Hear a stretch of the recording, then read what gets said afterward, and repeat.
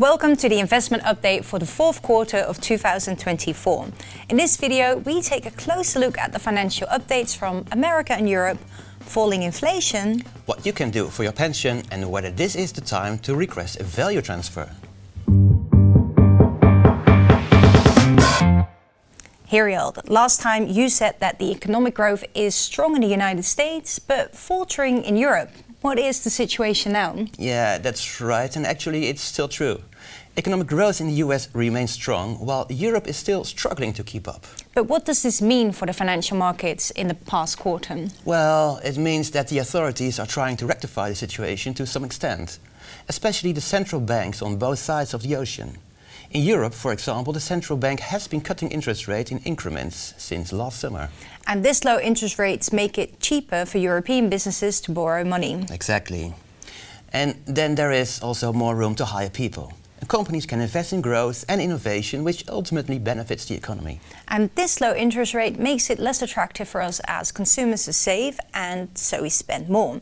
The opposite has applied in recent years, with interest rates being raised to counter inflation. What's the situation with that? Yeah, inflation is now much lower in Europe, but still around or above 2%.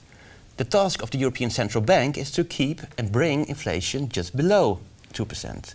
So, as long as inflation remains too high, there's not so much room to lower interest rates any further. This 2% ensures that economic growth and inflation remain well balanced. And what about the US? Inflation is also too high there, but economic growth is much stronger than in Europe. The US Central Bank is keeping interest rates a little higher there than here.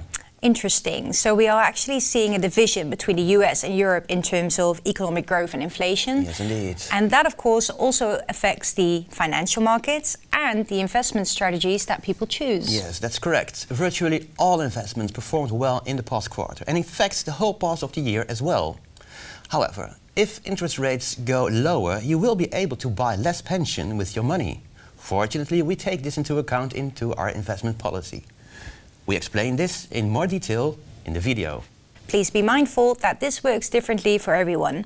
How and when we decrease the risk depends on your age and your risk profile. And that's exactly why it's so important that you fill in the profile guide, so that we can invest in a way that suits the amount of risk you are able and willing to take. We are almost at the end of the last investment update for 2024.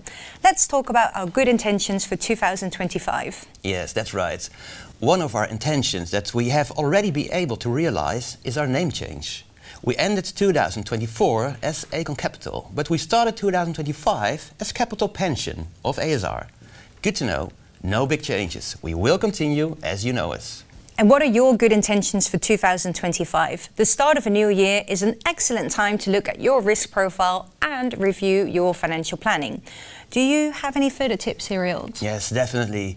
This is also a good time to check whether your expected pension is high enough and whether additional contributions are required to realize your pension ambition. In addition, it's good to look at where you have already accrued pension and whether a value transfer is something to consider. Indeed. Did you previously work for another employer and accrue pension there? Then you can often transfer the pension that you have accrued with another employer to Capital Pension. We call this value transfer. You can inquire whether this is interesting for you by requesting a quote from Capital Pension. We will then request the details from your previous pension provider and make you an offer so that you can see whether value transfer is beneficial for you. Fill in your profile guide and check your financial planning.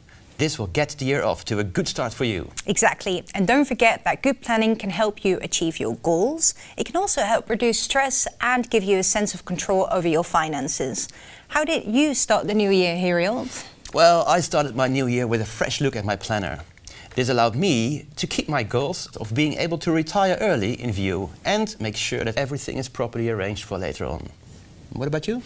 I also dived into my financial planning for both long-term and short-term goals because you also live in the here and now. And what helped me here is to create an overview of what goes in and out per month. Confrontational, but really useful. Well, you are right to grab the bull by the horns. Very good. I think it's important to strike a good balance between now and later. Absolutely, Hiriald. And we wish you all a happy and prosperous new year. Thank you for watching. See you next time.